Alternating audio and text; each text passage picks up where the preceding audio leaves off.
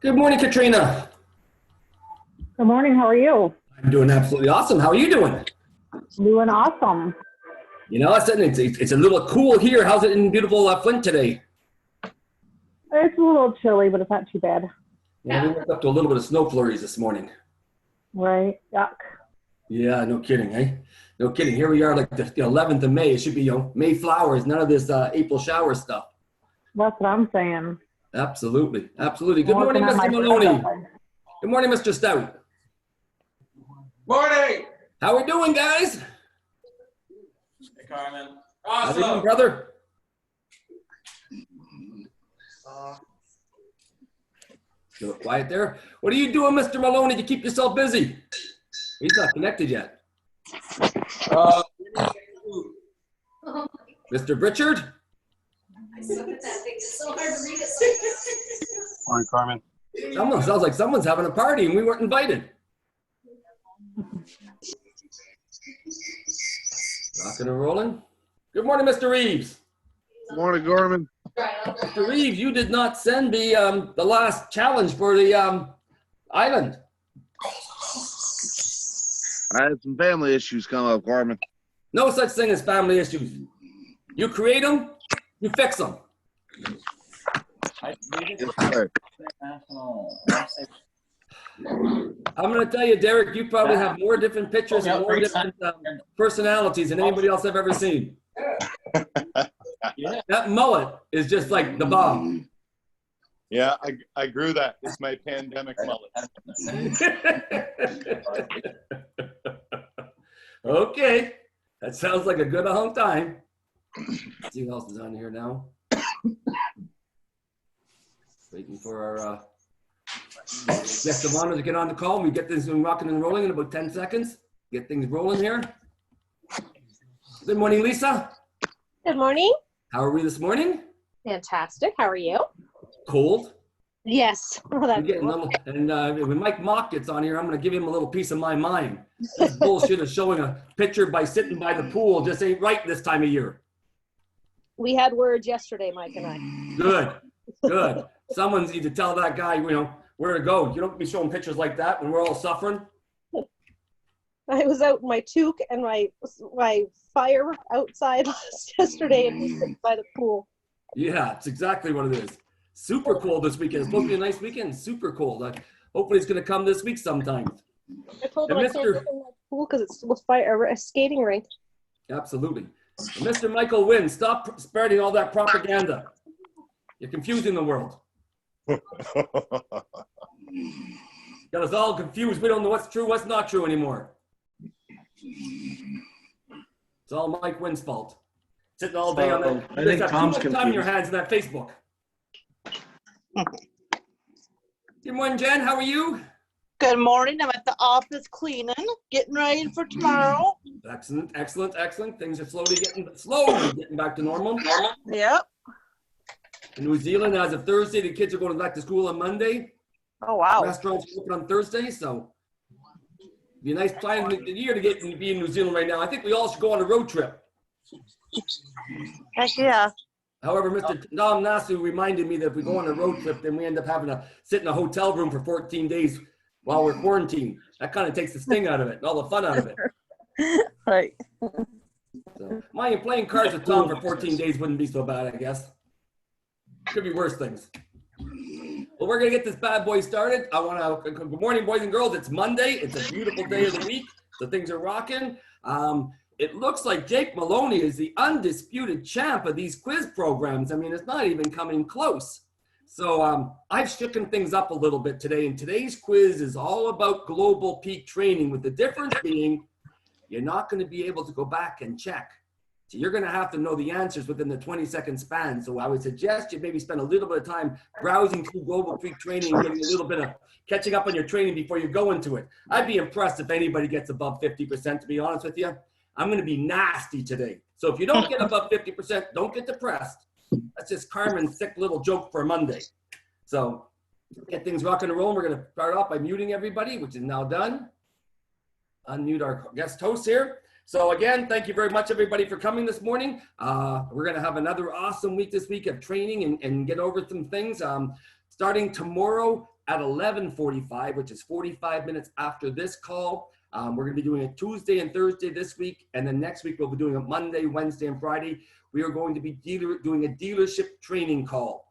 So for all the dealers are welcome on it, obviously, and for sales managers or people who want to be dealers within the next 6 months, as long as you have your dealer's blessing, which you should ask for it, make sure, then you are also welcome on the call. It's going to go for about a half hour each day to 45 minutes with a quiz afterwards on how to run and build a dealership. So just wanted to put that out there in case I forgot later on somehow. So again, welcome boys and girls. Let's have a fantastic week. We're going to start today off. Today's sales meeting is done by a gentleman who's been in direct sales for many, many years, has won numerous awards. Probably one of the more logical closers that I've ever come across when it comes to just sitting there and doing things systematically. And we are doing right now a little bit more on closing in these sales meetings because over the past 5 or 6 weeks, we've done a lot on the demonstration on tie downs and warm up and the alarm kills and all those type of things. So today, without further ado, I'm going to pass it over to Mr. Darin Glenn. Darin, are you there? Yep. Okay, Darin. So Darin's going to do a meeting. You guys can hear me? We're going to have to call you Papa Darin today because you look a little bit older now with that beard than when you do without the beard. So I'm going to shave it off. I just haven't been bothered. I can see that. I just figured I'd give it a try. What the hell? The way this virus is going, I'll be ready for Christmas. Absolutely. Okay, big boy, so she's all up to you. So Okay, everybody can hear me? absolutely. Okay, good. Okay, basically what we wanted to do a little bit on today was on closing. And me and Carmen talked about it a little bit. Basically, the big thing I find about closing, and a lot of people think that they're going to come up with some magic close. There's no such thing as a magic close. If there was, that's what we would teach you, and we'd have 100% closing average and never have to worry about it.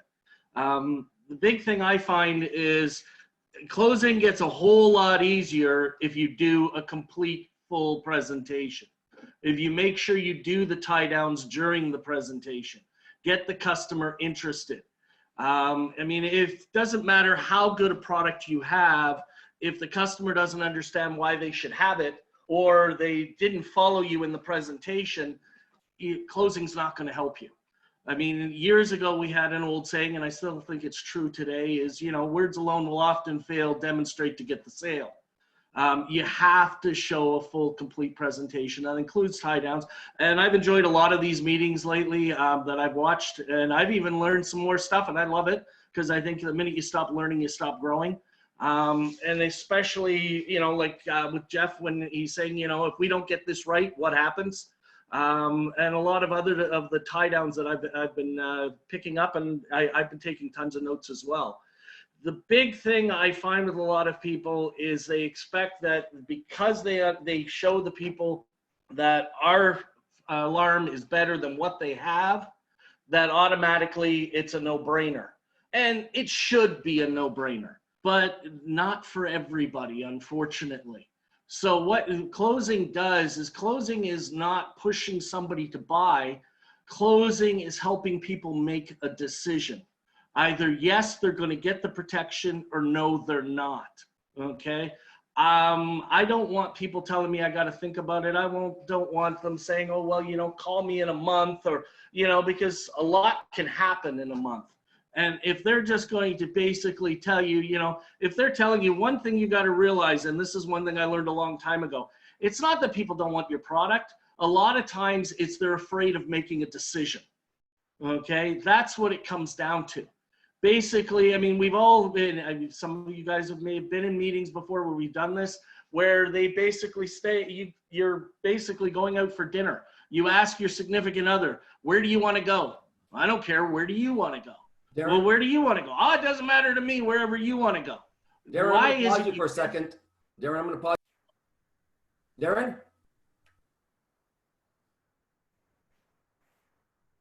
Hello? Darin, go ahead. Yep, okay. Oh, I lost my train of thought. Never mind. I apologize. I will only bugging you. I mean, the biggest thing is, it's not that you don't want to go out to eat. It's not that your partner doesn't want to go out to eat. The problem is the fact that maybe, who knows, sometime a couple months before you went out to eat and you got a crappy meal, right? And so you're afraid of making that decision because of the fact that you don't want to suggest this restaurant, you go out and have a crappy meal again because you're going to feel guilty for picking that restaurant. It's the same, I mean, it's the same thing when we were kids. When we were kids, you go up to dad, mom, can I go to the store? Oh, I don't know, what'd your dad say? So you'd run to your dad and say, Dad, can I go to the store? What'd your mother say?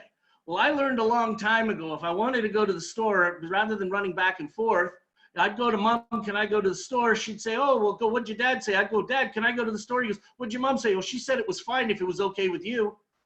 Oh, well, if your mother said it was okay, she didn't say it was okay. She said it was okay if it was okay with you. But he didn't hear that part. He just said, oh, okay, yeah, it's fine with me. Yeah, Mom, Dad said it was fine, and off to the store I go. Otherwise, you're going to be running back and forth, right? I mean, it's the same thing when me and my wife go out to dinner. Anytime she asks me what I'm going to eat, she doesn't ask anymore. Because I always say, what difference does it make? You're not eating off my plate. Pick what you want. Because you'll notice one thing, and this I always laugh at. Anytime you go out to dinner with somebody, they say, what are you going to have? 9 times out of 10, they order the same bloody thing as you did. Well, if they're going to eat the same thing, you might as well stayed at home and cooked it. Why go out to the restaurant? But everybody's afraid to make a decision. It's the same thing for you going to the store. It's not that your parents didn't want you to go to the store, but if something happened when you went to the store, then they'd feel it was their fault. So have you ever made a decision before or decided on getting something and it was crap, right? And you bought this thing and you thought, okay, it was going to be great, and it turned out to be a piece of junk. And unfortunately, as much as we love each other and we love our partners, we have a bad habit of reminding them when they made a bad decision. So what ends up happening is you've told them so many times, why'd you buy that piece of junk? Why'd you do this? Why'd you do that? That the last thing they want to do when they're sitting in front of you is say, yeah, okay, I want it. Because if it does turn out to be a piece of junk, which thankfully we know we sell the best, they don't know this. So they don't want 6 months down the road, their partner going up to them, why'd you spend all this bloody money for this? We didn't need it. So what you're doing when you're closing is you're helping them make a decision. That's what closing is. Now, obviously, the decision we want is for them to take the protection, get their family protected. But at the same time, we want it to be their decision. Because I've always said, everybody loves to buy stuff, nobody likes to be sold.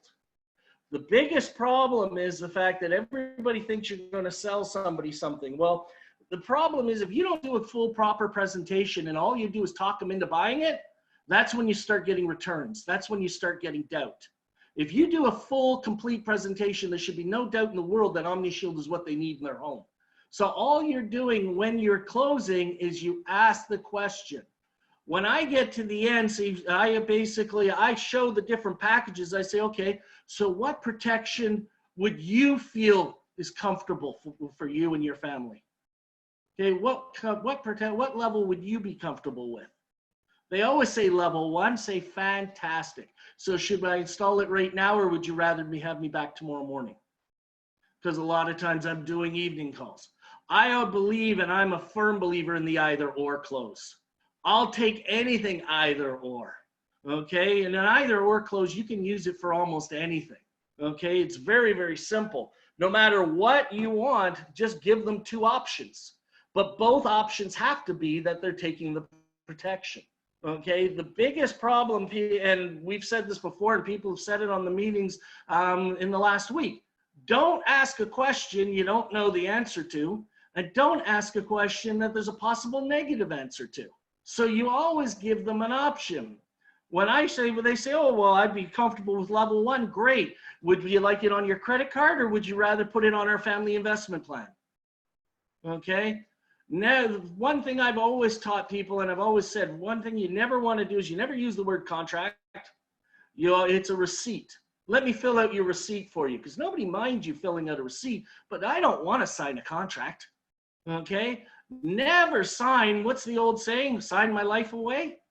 I don't want to sign my life away, right? But I don't mind okaying something.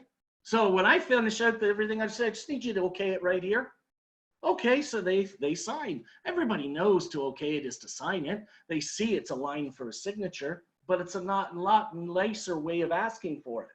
One thing that I find, the biggest problem I find with when people are closing is you feel like you've got to talk. So you think you're going to talk people into something. The most important thing, if anything you ever learned about closing, is the minute you ask a closing question, be quiet. Shut up. Okay? And it's something that I was always taught, and I'm sure most of you guys have been taught the same thing. When early in my career, when I was in vacuums, I happened to get very lucky. I got on a demo, and I say lucky only because it taught me how important being quiet after you ask a question was. I did a presentation for a couple, and he happened to be a real estate agent. And halfway through the presentation, he gets up and he says, well, I got to leave. Now, I'm a firm believer is if you're not buying, then I might as well get in the house that is. So the minute he said he had to leave, I said, well, I honestly don't remember their names right now, but let's just call her Mary. I just said, Bob, you don't mind if Mary buys this without you, do you? And he starts to laugh and he goes, well, no, if she wants something, she can buy it. I said, okay, great. I'm going to hold you to that. And he left because he had to go show a house. So I finished the presentation. She wanted it. She goes, well, I don't know. I got to talk to Bob. I said, no, Bob said you can make the decision. We know you want it, don't you? And she had no choice but say yes. So she was taking on the monthly plan. I'm filling it out. Well, Bob comes home. He goes, what are you doing? She goes, I'm getting it. He goes, well, how much is it? And he looks at the price. He goes, holy cow. And he starts freaking out. And I said, wait a minute. So when you left here, you said Mary could make the decision, couldn't she? He goes, yeah. I said, you weren't lying, were you? Well, no. I said, fantastic. So then he goes, well, if she wants it, we'll get it, but not at that price. Now, I was at full price. I could have given a discount, but I wasn't going to because at that point, he pissed me off. So I just said, well, no. And he basically kept going. And I was there basically for another hour and 45 minutes after that. The only reason why is because I didn't have another demo to go on. So if I got nowhere else, if I wasn't going to go anywhere else, well, hey, I'm in no hurry to leave. So he just said, well, yeah, she can have it, but you got to give me a better price, Darin. You got to give me a better price. Now, if I could have given him a better price, but if I had, how would Mary have felt at that point? She would have felt like crap. Well, geez, you know, he could have given me a better price, and Bob came in and got a better price, and then she would have heard about that forever. So instead, all I kept saying was, look, you know Mary wants it. You know she deserves it, doesn't she? And I just smiled and shut up. Well, how's he going to say his wife doesn't deserve it? Finally, and we were staring at each other, honestly. Sometimes I'd say, you know she deserves it, Bob. Why don't you just get it for her? And I'd shut up and smile at him. And we'd be staring at each other because he knew the old rule, whoever talks first loses. For about 15, 20 minutes at a time, we'd be staring at each other in silence. She actually brought us a meal and brought us a couple beers. She walked in, she goes, Darin, she goes, he's not going to let me buy it. I said, of course he is. He said you could make the decision, Mary. And I know Bob's a man of his word. Aren't you, Bob? And I just smiled. Finally, at the end, he goes, you really can't give me a better price? And I said, no. He goes, fine, we'll put it on my Visa.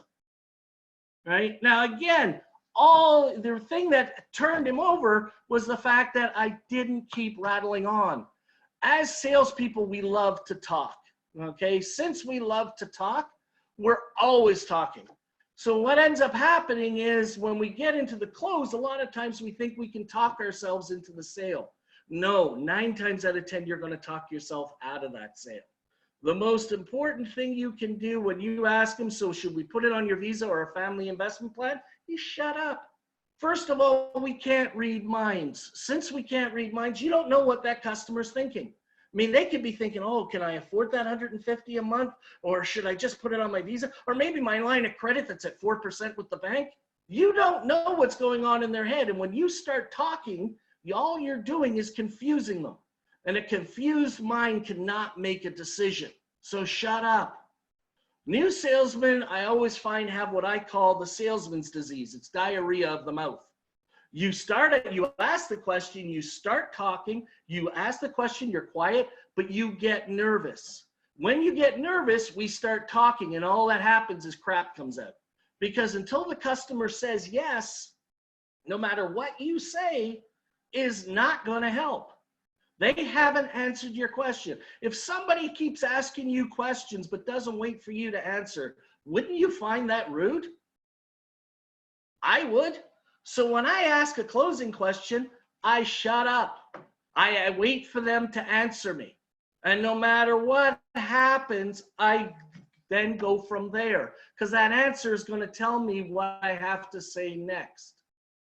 A lot of you guys use phone closing. I love phone closing. I'll phone close with a dial tone. It doesn't bother me because I know what I'm doing, right? And I'm sure a lot of you guys can do the exact same thing. You've done it enough that you don't really need to talk to anybody because you know what's going to happen. But the big thing is when you get somebody phone closing you, and I've heard some of you guys say, it's nothing more frustrating, somebody call you up, say, yep, I'm done. Oh yeah, you got another one? And I've told salespeople this all the time, that how am I supposed to help you with that? So when you're at the end of the presentation, even if the customer's saying no, I always turn to the customer and say, okay, Bob, I understand that. But if you were to get this protection tonight, what is the only thing that's stopping you? And he'll give me his reason. And I'll turn to Mary and go, would you agree with that, Mary?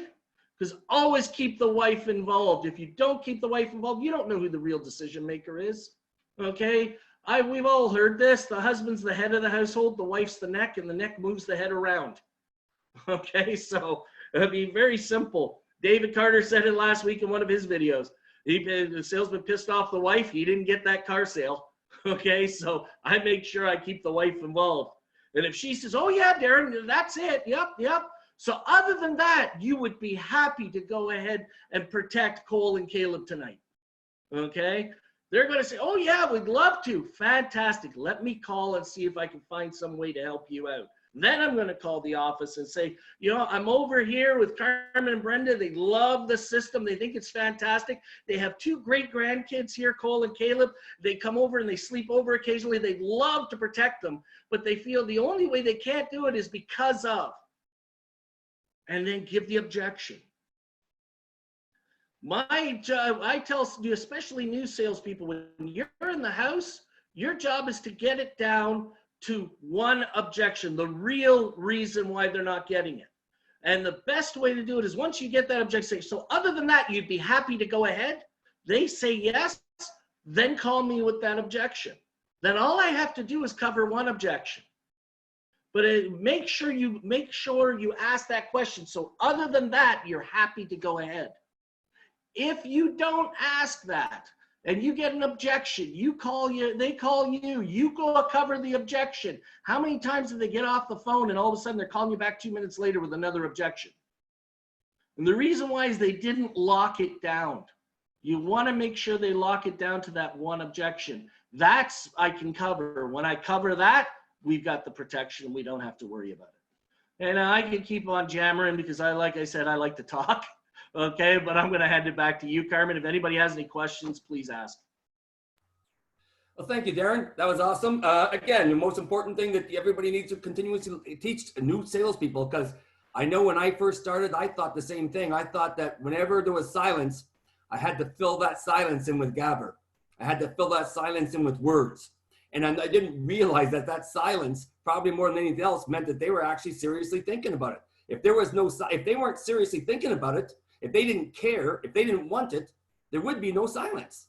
So the moment you hear some silence, inside there should be a little gerbil on a wheel getting all excited, going, oh my God, yeah, there's some silence. That means they're thinking about it. That means they're serious. That means they're interested. That means they listened. And that means they're engaged.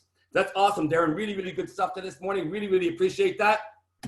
Oh, one other thing. Most people. Awesome day today.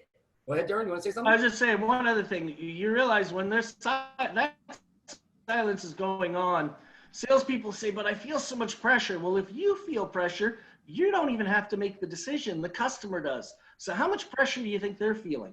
But the nice thing is they can't tell you that you're causing any pressure because all you did is ask a question and be quiet. Yeah, absolutely. So that's the main thing. Go ahead. Sorry.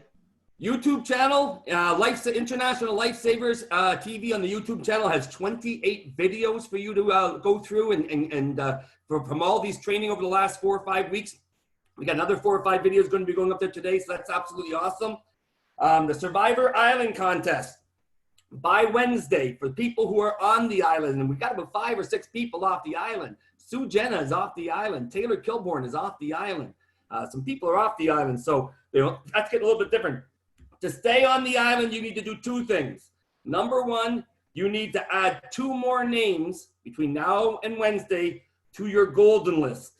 You've got to add 2 more names, 2 more new names to your golden list, which means you're either going to have to find 2 people you might have forgot about, or the people you have on your golden list, maybe contact them and say, hey, who do you think I might be able to give a safety meeting to and teach a little bit more about fire safety? And I want to see 2 more names onto your golden list, and you have to get at least 50% on today's quiz. 50% on today's quiz. Today's quiz number is 029 48289. That's 029 48289. Tomorrow, 11 o'clock, we're going to have the sales meeting. 11:45, we're going to have the dealer training class. Also, just going to give everybody a little bit, one more chance here. For everybody who is not on the island, I'm going to give you a chance to get on the island. To get on the island, you need to do 2 things by Wednesday. Number 1, you need to produce a golden list with at least 15 names on it of people that you have not showed the product to, who you might be able to show the product to. And I want to see 2 names of somebody you know who might be looking for a part-time opportunity. 2 names of people that you know who might be looking for a part-time opportunity once all this craziness and madness is done.